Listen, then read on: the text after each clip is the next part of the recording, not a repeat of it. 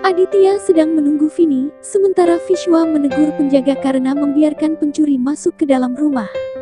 Vini kemudian datang dan menyapa Aditya. Aditya memintanya untuk tidak khawatir karena hanya ada ayah dan pamannya saja di rumah. Raman meminta mereka untuk melakukan proyeknya dan dia meminta Nilu menyiapkan cemilan untuk Aditya dan Vini. Ishita menelpon ke rumah dan meminta Nilu memberikan cemilan pada Aditya dan anaknya. Nilu berkata jika dirinya telah menyelesaikan semua pekerjaannya. Aditya berbicara dengan Vini dan Ishita mendengarnya. Ishita bertanya dan Nilu berkata jika Aditya sedang mengerjakan proyeknya. Ishita bertanya dengan siapakah Aditya, tapi tiba-tiba seorang wanita memanggil Ishita dan memintanya menutup telepon karena sudah gilirannya untuk dipijat. Ishita pun meminta Nilu untuk memberitahu Aditya agar berlatih gitar. Aditya bertanya pada Nilu apakah dia memberitahu Ishita tentang kedatangan Vini. Nilu menjawab tidak, sementara Ishita membatalkan janjinya dan meminta wanita itu memberikan kunci pada ibu mertuanya. Mihika menemui Abhishek dan menanyakan tentang gelangnya. Mihika juga kemudian menunjukkan surat permintaan maaf milik Aditya yang disangka Mihika milik Abhishek. Abhishek membantah jika itu miliknya dan itu terlihat seperti tulisan anak-anak. Abhishek kemudian beranjak pergi. Mihika berpikir bahwa ucapan Abhishek ada benarnya. Dia teringat Aditya dan kemudian Ishita muncul. Mihika menunjukkan surat Aditya dan Ishita membacanya. Mihika mengatakan jika Aditya menulisnya untuk seseorang. Ishita berkata sedang terburu-buru dan akan menemuinya nanti. Aditya berbicara dengan Vini. Vini berlari-lari dengan bukunya dan menabrak Ishita yang baru saja sampai. Ishita pun bertanya pada Aditya. Raman memintanya bersantai dan menjelaskan pada Ishita. Mereka berdebat tentang Aditya dan Vini. Ishita merasa kesal dan beranjak pergi. Romi mendatangi Abhishek dan menggodanya tentang Mihika. Romi berkata akan membuat rasa percaya diri Abhishek bertambah karena dirinya adalah ahli membuat gadis jatuh cinta padanya. Ashok berbicara dengan investornya tentang bisnis. Ashok berkata akan menyelesaikan urusannya dengan Raman. Ashok berkata akan bekerja keras dan mendapatkan kembali semuanya yang telah hilang. Investor itu pun melakukan kesepakatan dengan Ashok. Abhishek berterima kasih atas saran Romi. Romi meminta Abhishek untuk duduk dan melihat dirinya mempraktekannya. Romi pergi menemui seorang gadis dan mulai merayunya dengan kebohongannya.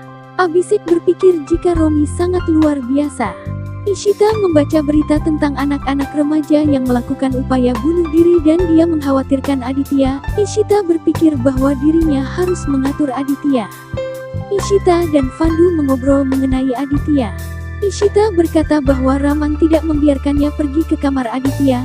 Fandu memintanya agar menjauh saja dari kamar Aditya dan tetap mengawasinya. Ishita mendapat ide dan teringat saat Nelu berbicara mengenai CCTV. Ishita kemudian pergi dan kembali ke rumah keluarga Bala. Ishita meminta Nilu untuk mendapatkan CCTV. Ishita tahu bahwa tidak akan ada seorang pun yang setuju dengan caranya, tapi Ishita merasa sudah menjadi tanggung jawabnya untuk mengawasi Aditya. Ishita kemudian memasang CCTV dan berkata bahwa kini dirinya bisa mendengar dan melihat Aditya ketika berbicara dengan Vini.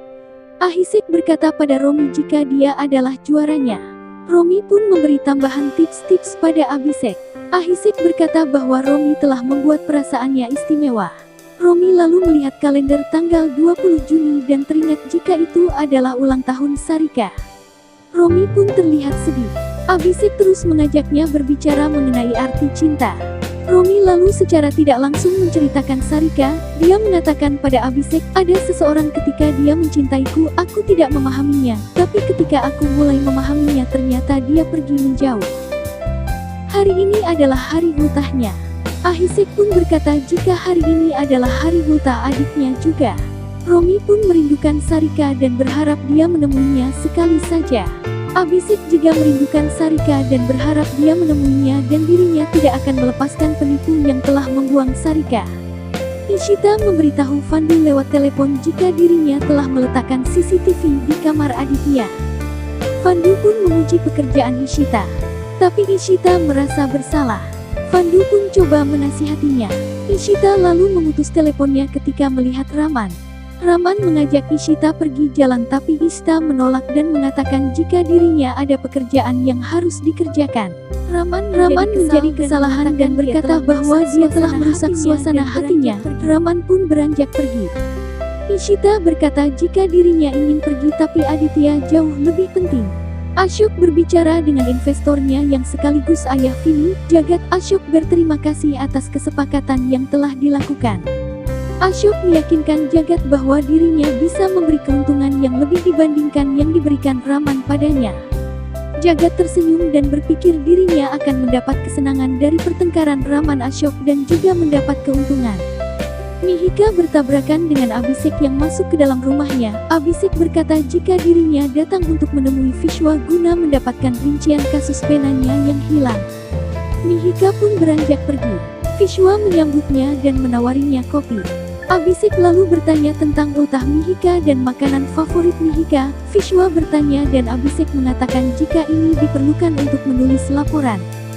Vishwa tersenyum dan berkata jika Mihika menyukai makanan pedas yang berada di tepi jalan. Dia mengatakan jika Mihika berpendidikan tapi menemukan kebahagiaan dengan hal-hal kecil. Abhishek kemudian pamit pergi. Vishwa tersenyum memahami jika Abhishek tertarik dengan Mihika. Vini datang dan menyapa Ishita. Dia permisi untuk pergi ke kamar Aditya. Ishita pun meminta Nilu mengirim cemilan dan minuman dingin ke kamar Aditya. Lalu Ishita duduk mendengarkan mereka sambil memandang laptopnya. Toshi datang dan Ishita memindahkan headphone-nya. Ishita berkata memiliki beberapa pekerjaan dan kemudian dia pergi ke kamar.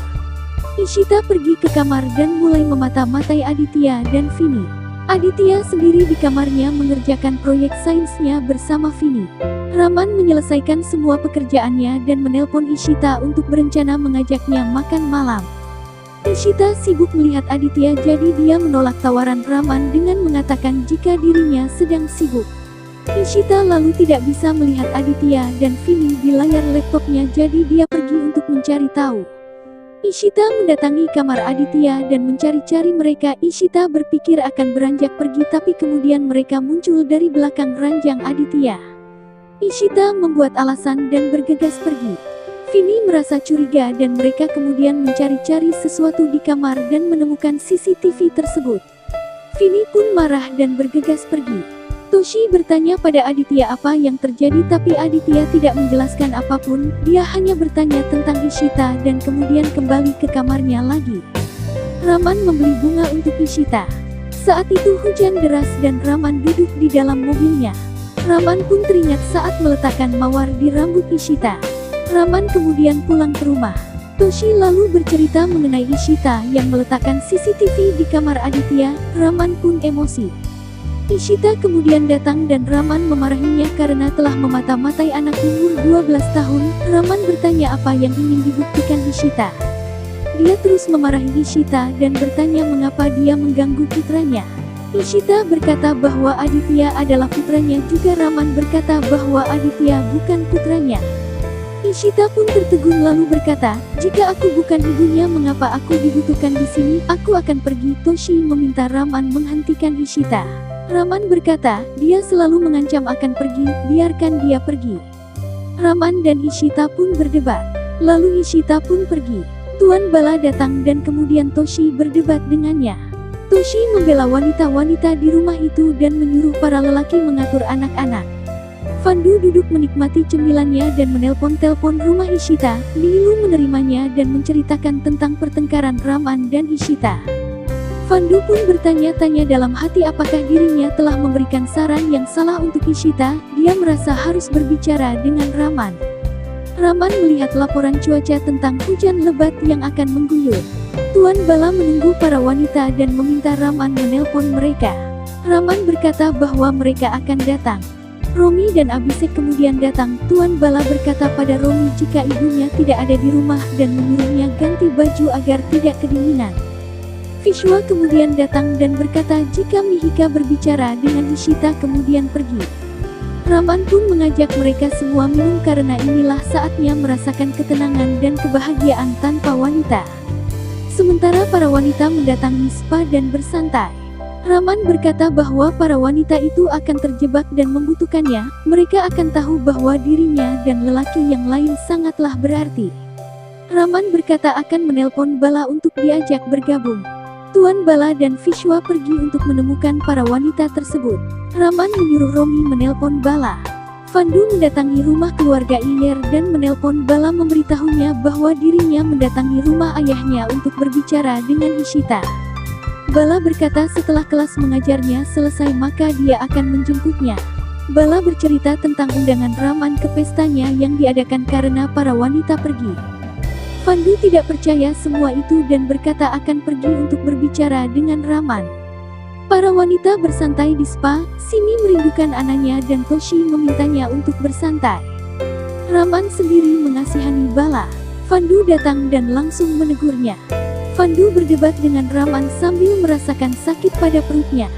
Fandu membela Ishita, dia kemudian menjerit dan membuat para lelaki itu melompat ke atas sofa dan bertanya apa yang terjadi.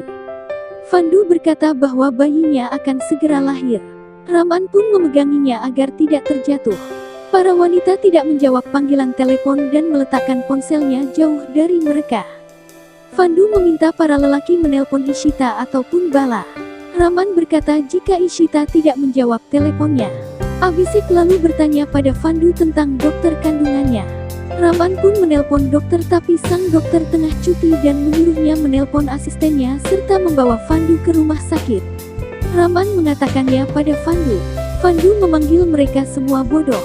Raman bertanya-tanya bagaimana cara membawa Fandu ke rumah sakit sementara mobil dibawa oleh ayahnya. Romi berkata akan membawanya dengan motornya. Fandu pun berkata mereka lelaki bodoh yang tidak sensitif. Raman lalu menemukan alternatif mobil yang lain, dia menyuruh Romi dan Abhishek membawa Fandu. Raman berkata jika mobilnya mogok dan Romi serta Abhishek mendorongnya, Raman pun mulai mengemudi, dia membuat semua duduk di dalam mobil dan kemudian pergi. Fandu meminta Raman mengemudi dengan pelan atau anaknya akan lahir di jalan. Raman meminta Fandu berhenti bicara karena dia jadi tidak fokus di jalanan karena Fandu. Raman berjalan di arah yang salah dan Fandu menegurnya. Fandu mulai menjerit-menjerit. Raman menyuruh Romi menelpon Bala dan berkata jika bayinya akan lahir. Fandu kemudian berbicara dengan Bala dan berkata jika dirinya membutuhkannya saat ini. Bata memintanya untuk tenang dan berkata dirinya akan segera datang ke rumah sakit. Dia meminta Raman mengemudi dengan hati-hati.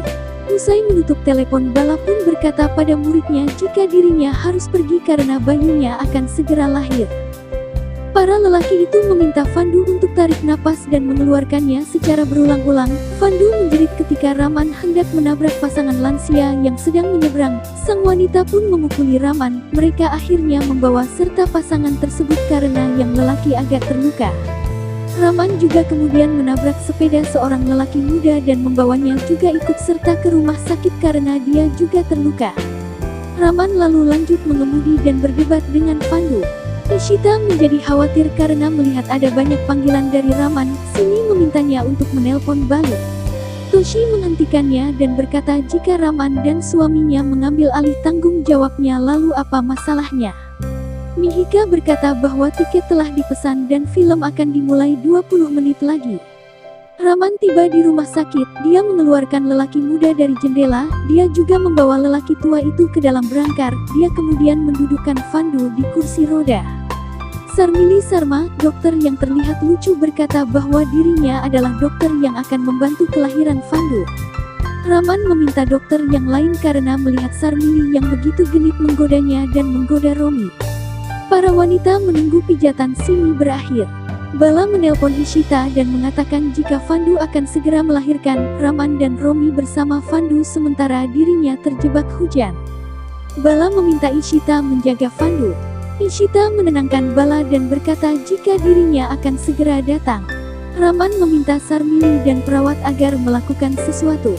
Bala menelpon Romi dan Abhishek yang menerimanya. Bala meminta Abhishek merekam kelahiran bayinya karena dia tidak ingin kehilangan momen tersebut. Abhishek berkata tidak ada apapun untuk merekam. Bala bersikeras dan Abhishek menyetujuinya. Abhishek kemudian pergi ke dalam untuk mengambil gambar dan meminta Fandu tersenyum. Pandu memukulnya dan memarahinya, sedangkan Sarmili tak henti-hentinya menatap ketampanan Abhishek.